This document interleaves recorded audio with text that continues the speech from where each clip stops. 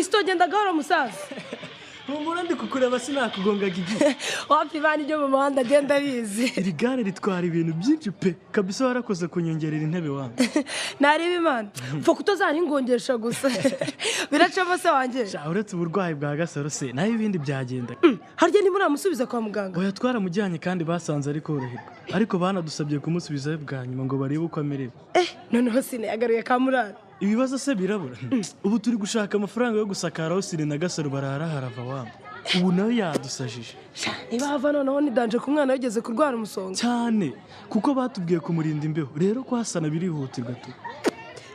Dore cyapoze we. Bite mwana? Ni swagigi. Fisto. Abase nujya sikura umwana. Ntabwo nasiba mani paza. Ngiye mu rugo kwambara bite nsimbukirayo. Ahubwo reka ngende. Ngo turasubira nyine mwana. Ahubwo kuri ya contribution nyine kuzajya Kigali mwana. Banyihanganira rwose ndacyashakisha. Kandi koko uyu munsi tugomba kuyatanga. Bana ni hatari pe. Ariko tugomba kuyashaka tu. Kuko ira festival tugomba kuyijyamo uko byagenda. Cyane rwose.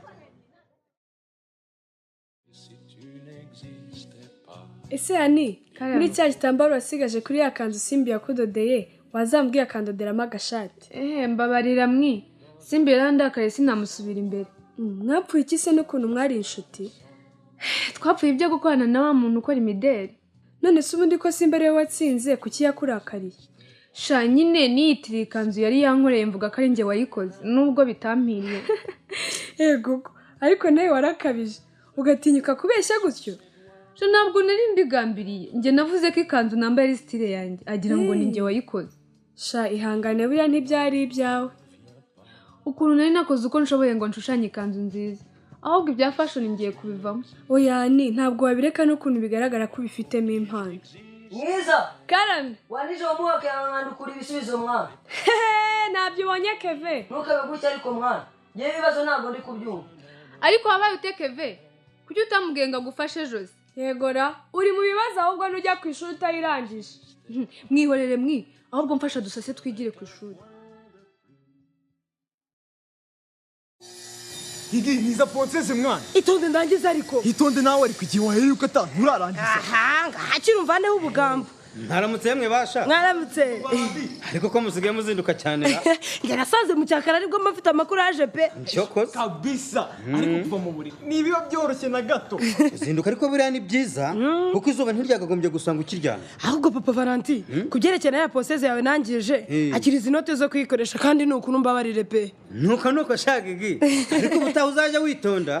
Shagigi usigara umukire. Umukire wese banisha. Kugenza nanjye mwana. Bizigamire. Ahubwo noneho niba nzabona yo kujya kuririmba i Kigali mwiserukiramuco na sakwe simbizi pe. I Kigali? Iyo gahunda iracyahari. Cyane. Maze twemeje kwizigamira hamwe ngo turebe ko twabona itike tuzajyana. Kuburyo se mwatangiye kuyatanga? Ego buri wese agenda azana make gutyo ufite umubyeyi uyamuhara mupangira uwigariza aragera agashakisha akayatanga. Yawe ndumva itsinda ryanyu ritoroshye gege. Fiston. Karame papa. Reka ayo masabune ndayipangira uye ku ishuri dore wakererewe. Sawa. Ahubwo se wari wabona amafaranga yo gusana sine na gasaro barara? Ntayo nari nabona Fiston. Ubu none imvura iguye twabigenze gute ko hava papa? Akira mbe nguhaye make nakuye mu kugemura amata. Singira gose bari kuzayakoresha mu kwishyura etude zawe za nimugoroba. Yego. Ariko ibya gasaro bihihutirwa pe. Ndabizi ariko yo ntiyagura ibati ngo yishyure n'umufundi. Ariko papa yagura n'udusarveti twa gasaro. Uribuka ko muganga yatubwiye ko tugomba kumurinda imbeho. Humura mu kanya ndasohoka simburu yanguriza. Wihangayika rwose. Papa ubwo umubuze? Hacho yampe. Ndayagusubiza ninyabona.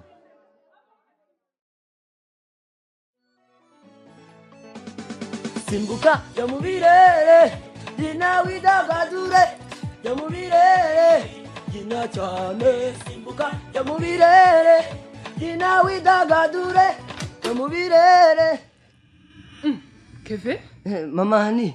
Niko Keve. Urakurikirana ko utari ku ishuri? Nari numvaga nameze neza nsa nk'urwaye ukuntu. Urwaye iki se kutambwiye? Nyine umugongo uri kundya simbasha kwicara. Ego ku mugongo ukaba uri gusimbagurika. Niko Keve. Ufite ikihe kibazo koko? Ntacyo. None se ukaba wasibye ishuri kubera iki? Ibintu twiga ngewe simbyumva. Kandi naho mu wake yarananiye sinahinguka ku ishuri idakoze. None se kuba wabyihereranye ubona bizagenda gute Keve? Simbizi. Oya ntugakabye rwose.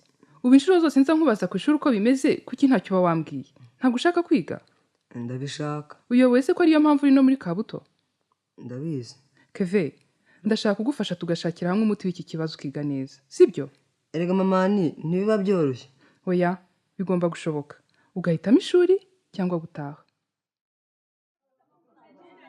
Ani Karam, bite ko utagiye muri break?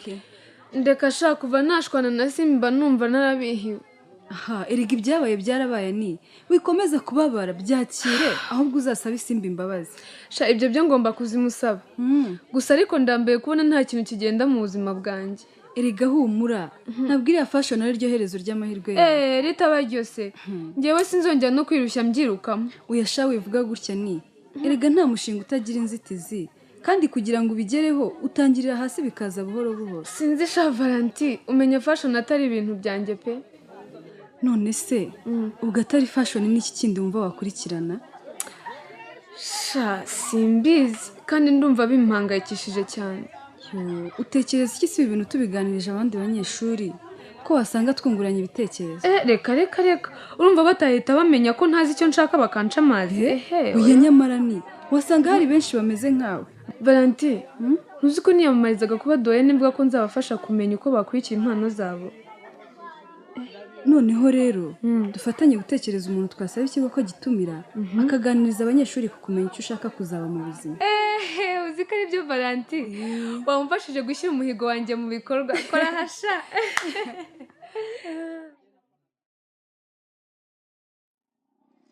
Sine Gasaro muhetse nabigize ingobyi hejuru atavunika ijosi. Urakoze Gigi, mpereza ako gashuka mutwikire bansabye kumurinda imbeho. Sha ntacyo ndabona Gasaro azakira da. Gusa nuko aho turara hava, ariko papa yanyejeje ko basakara. Ntabwo dushaka ko yongera kurwara umusonga. Gigi bite Ndi sawa. Sine yakwakiriye Aya nta kintu neje kugura neje kubasuhuza ariko ndabona wishimye Kazu. ntibyabura Sine ngufitiye inkuru nziza. Niki papa? Ubu tuvugana amafaranga yo gusanaho murana ndayafite kandi nayo kumusubiza kwa muganga nta kibazo. Ngo papa nibyo rwose mwana wanjye. Mwana we Bega byiza ariko Kazu nanjye ugomba kumbwira aho wakuye ko kazi kaguhemba nanjye ndebe uko nakigenza.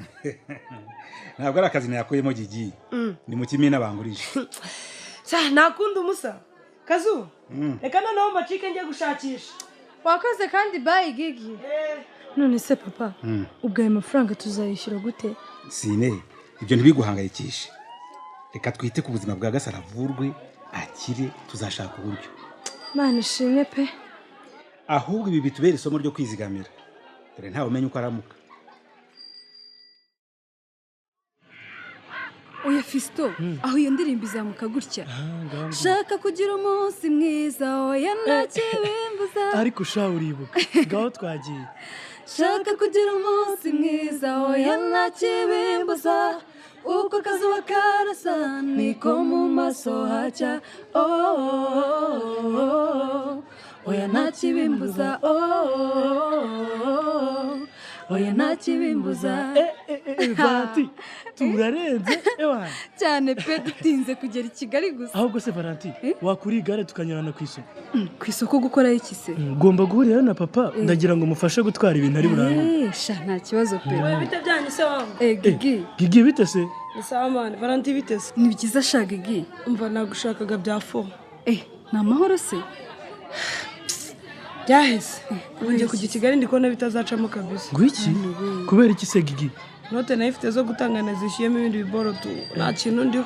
Yewe sha nanjye sinzi ko papa azashyira akanyemerera. Valentin uzongera umuvugishe kabisa. Naho Gigi we tugomba gushaka uburyo twamufasha.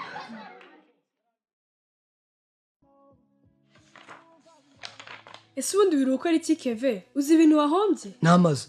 Hari ibyo se nkubajije? Ndaba ndeba icyo ubwira mama Anike.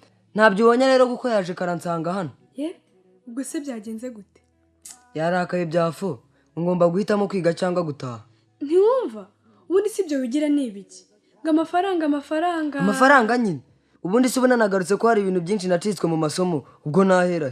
Hanyuma se bwo nuhitamo kureka ishuri uzajya ubahe. Nyamara njye nakugira inama yo kureka kwigira ntibindeba. Umenye ko amahirwe ufite hari abayaririra. Ariko se Fiston Karame iryo garu rari bashara Valentin ariho. humura papa nariye kawunga nyinshi pe. Gaurira Valentine. Jean Fisto, ugomba kuzarinyigisha nanjye nkajya nditwara rwose. Ewana, Valentine, nzakwigisha kandi uzahita urimenya. Wafashe neza tugende. Ndumva nta kibazo. Ugende gahora ariko Fisto. Ugomba gusanga kuri butike. Sawa papa. Okay, twagiye Valentine. Yiwi, Fisto. Mama.